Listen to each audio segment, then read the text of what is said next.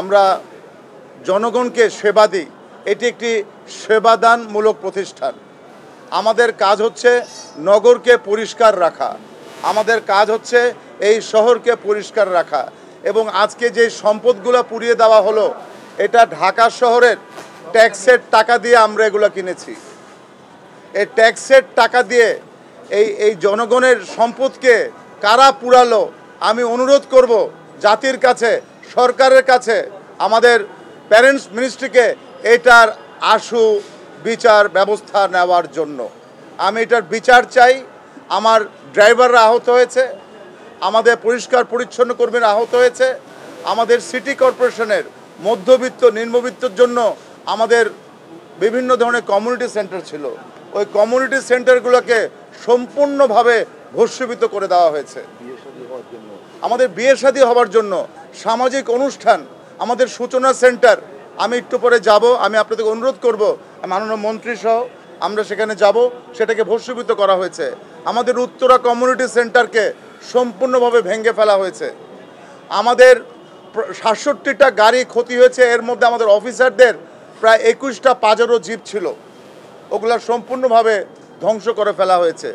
আমাদের যে কম্প্যাক্টার, একটি কম্প্যাক্টার 10টি ট্রাকের কাজ করে। আমরা জাপান থেকে অনুদান দেওয়া, এবং আমাদের আপনারা সকলেই জানেন ঈদের আগে আমি 42টা ফ্লিট কিনা হয় সাংবাদিক ভাইরা। আমি আপনাদের কাছে প্রশ্ন, আমাদের সাংবাদিকদেরকেও কেন আহত করা হলো? আমাদের সাংবাদিক ভাইরাও কেন নিহত হলো? আমি জানি আমাদের সিটি কর্পোরেশনে বিট করেন মাননীয় মন্ত্রী, অনেক সাংবাদিকরাও কিন্তু এখানে আহত অবস্থায় আছে। তা আমার কথা হলো, যেখানে আমাদের মাননীয় প্রধানমন্ত্রী জননেত্রী শেখ হাসিনার নেতৃত্বে সারা বাংলাদেশকে আমরা একটা বিশ্বের দরবারে একটি উজ্জ্বল ভাবমূর্তি দিয়েছি। বাংলাদেশ এটি এন এক্সাম্পল, সারা বিশ্বে এবং পাকিস্তান পর্যন্ত বলে তোমরা শিখো কিভাবে বাংলাদেশে উন্নতি হচ্ছে। সেই বাংলাদেশকে তারা আজকে এক জামাত, শিবির, বিএনপির তারা যে ধ্বংসযজ্ঞ চালালো, এটির বিচার করতে হবে। এটি আমার কাউন্সিলররা সহ আমরা সকলেই মনে করি এই বিচার করতে হবে। আমি শুধু একটু বলি, আমাদেরকে গাড়ি পুড়িয়ে নগরবাসীকে যেন সেবা না দিতে পারি সেই জন্য একটি ষড়যন্ত্র করেছিল। আমি দ্ব্যর্থহীন ভাষায় বলতে চাই, আমাদের সিটি কর্পোরেশনের সিও সহ আমরা সকলেই, আমাদের কাউন্সিলরবৃন্দ এবং মাননীয় মন্ত্রী আমাকে গত 4 দিন যাবৎ আমাকে ফোন করে খোঁজ খবর নিচ্ছেন। মাননীয় প্রধানমন্ত্রীর সাথে আমার কথা হয়েছেন, উনি বলেছেন শহরের কোনো ধরনের যেন কাজে, সেবায় যেন কোনো ব্যাহত না হয়, এটিরও আমরা বন্দোবস্ত করছি।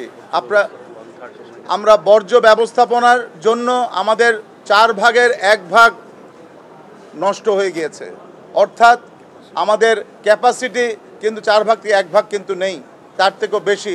কিন্তু আমরা চেষ্টা করছি, নগরবাসীর সহযোগিতা চাই। আমাদের সীমিত সংখ্যক গাড়ি দিয়েও আমরা চাবো এই নগরবাসীকে তাদের সেবা যেন কোনো ধরনের জন্য সমস্যা না হয়। আরেকটি কথা, আমাদের রামপুরতে আপনারা জানেন আমাদের পাম্প হাউস আছে, এই পাম্প হাউসেও তারা অ্যাটাক করেছিল শুক্রবার দিন, শনিবার দিনও তাদের উপর অ্যাটাক করা হয়। আমরা সেই পাম্প হাউসটাকেও আমরা মেরামতের পর্যায়ে আছি। আমরা অনুরোধ করব, আমরা চেষ্টা করছি। আজকে আমাদের 10 নম্বর যে ফুটওভার ব্রিজ, কত ক্ষতি হয়ে গেল। আমাদের রাস্তা যে মিডিয়ানের যে লোহার যে ইয়াগুলো আছে, ব্যারিকেডগুলো আছে, সম্পূর্ণ ভেঙে ফেলা হয়েছে। ইভেন কি আমরা যে গাছ লাগিয়েছি, কোনো গাছ নেই।